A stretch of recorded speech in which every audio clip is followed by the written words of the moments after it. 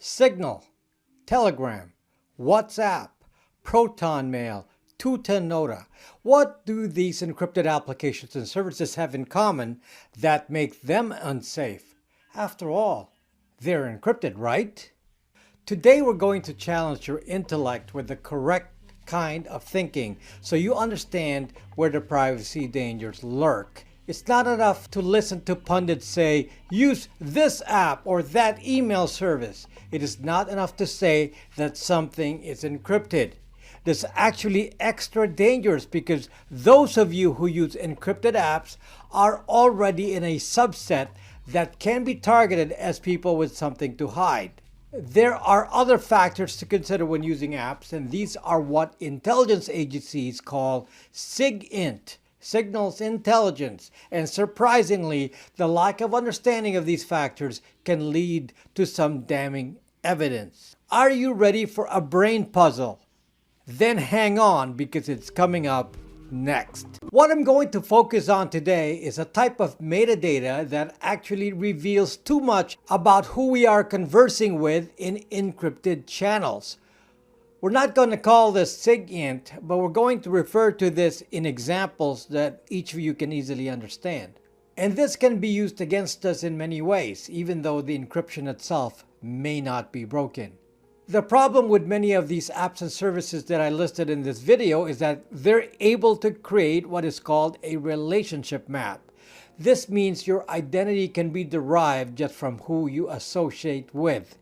And the reason this can happen is because all of these apps and services have a public identity. In the case of Signal, Telegram, and WhatsApp, it's your phone number. In the case of Proton Mail and Tutanota, it's your email address. I'm going to show you why this is particularly dangerous to privacy. All these apps also have access to your contact list, which already identifies a circle of people. So if you associate with a known terrorist, even without your knowledge, then you can become labeled as a terrorist. You are already a target from using encryption because you appear to have something to hide. This is the same logic used by many when it is assumed that those who use Tor must be a bunch of scammers and criminals. Before I continue, I want to remind you that I'm on the library platform, LBRY, which is a censor-free platform, and I'm in the top 50 creators on that platform. I post my videos there ahead of YouTube. I also have a link in the description so you can follow me there. Let me use an example of probably the worst violator of this kind of privacy, and that's WhatsApp. Just to be clear, what I'm saying is in the terms of service of Facebook. They don't hide this fact. And if you don't know this, Facebook, WhatsApp, and Instagram are all Facebook properties. Your device, meaning your phone, is fingerprinted, meaning they figure out its unique characteristics. This means that Facebook knows who the user is regardless of the Facebook platform or the differences in username because they record the device fingerprint. So if you're on WhatsApp, Facebook knows who you are on Facebook. This is obvious to them because the device is the same. So there's a link to your identity on Facebook, WhatsApp, and Instagram. Doesn't matter what your username is on each. And of course, your identity on Facebook is very clear since it has your real name. There's more. On Facebook, your identity is crowd verified by family, all within the same location, by tagging others as family and friends and classmates. Your photos coincide with locations of other relatives using Facebook, and they can see you gathered during holidays, again with intersecting locations. So it should be clear here that when you use WhatsApp, your identity is precisely known, and your relationships are clearly established. In fact, your spouse, children, siblings, and so on are clearly identified in your profile. Now you want to have an extramarital affair. None of my business what you do, but I want to exercise your brain here. You decide that you're going to talk privately to the other person via WhatsApp.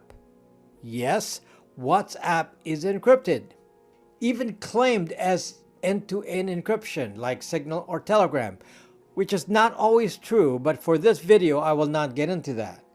I will assume that this conversation with the other party is end-to-end encrypted. So it's an affair, and common sense tells us that conversations will occur when each other's spouse is not present. I would expect conversations at off hours. I would expect an intense amount of conversation at those moments, suggesting more than a casual talk. What does Facebook know about this? Let's analyze. Two people are conversing on Facebook, and Facebook knows their identity, their Facebook identity. Strangely, these two people will probably have no friend connection on Facebook. And even more interesting, there will appear to be two separate circles of relatives, and both parties state to be married, yet the conversations are more intense and sustained than conversations with spouses. You can see here that relationship maps do a pretty good job of identifying who you are and even what you're doing. Now, some of you have good privacy practices. You use a VPN, you have pseudo-anonymity on the internet, and so on. But just by choice of a social media or messaging platform, you are clearly identified by your relationship circle. And this privacy breach can happen because all of these apps have a public identity and collect public data. This reminds me of another problem, a little bit off topic, but completely supportive of what I'm saying. You get a burner phone because you think you can hide your identity.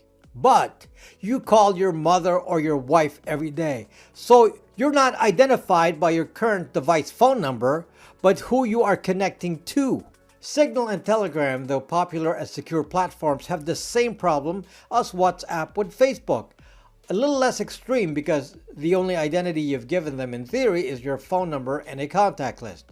But even that is enough. Let's say I'm in law enforcement.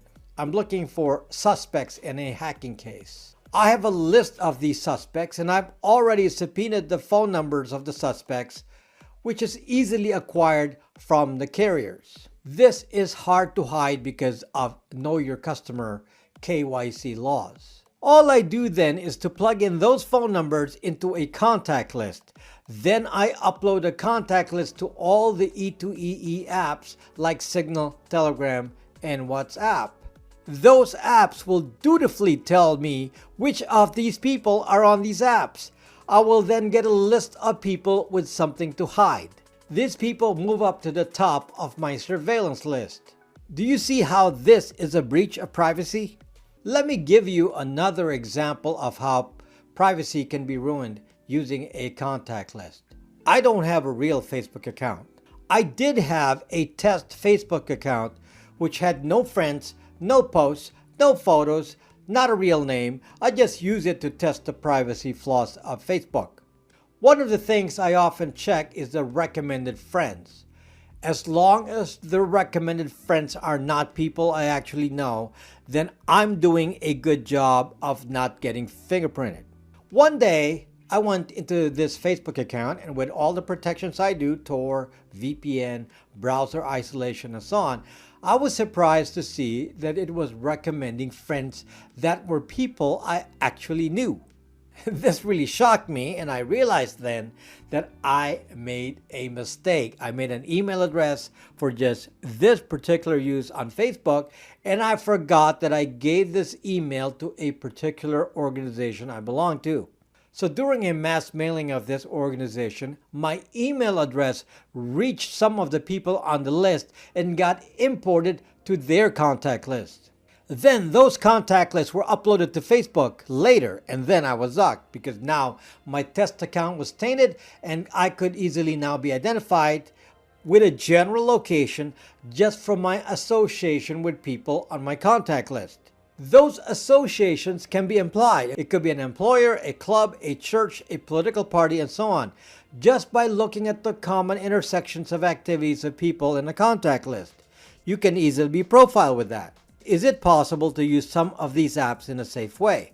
Yes, but very carefully and with deep thought. Since the fear is the establishing of a relationship map, there's a relationship map that is already publicly known and uncomplicated, and that is with family members, So if you use Signal with family members and not upload a contact list, is there an issue?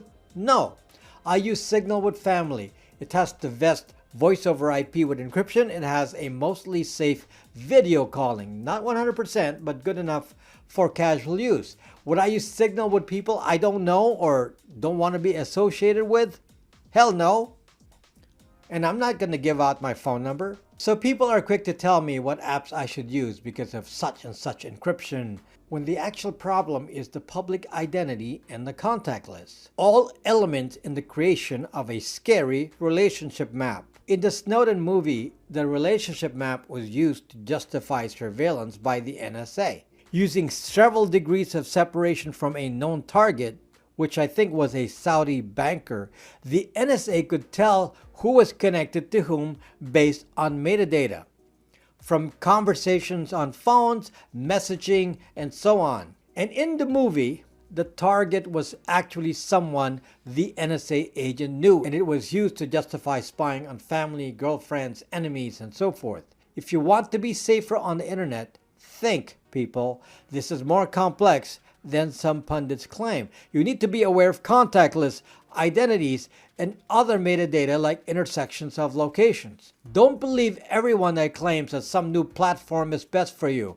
I see those pushing a platform like Matrix, XMPP, and so on without the rigorous thought process about what happens to the metadata and relationship maps, or SIGINT. The best way to protect yourself on the internet is to only use services that have no public identity, meaning not requiring an email, phone number, real name, or some permanent identity tag, and a service that does not upload a contact list. Unfortunately, you will find it hard to find popular apps that collect no metadata such as these. Believe it or not, you can make even Twitter, which has no encryption, a safe platform if you make sure you use no identity and you understand how you can use it.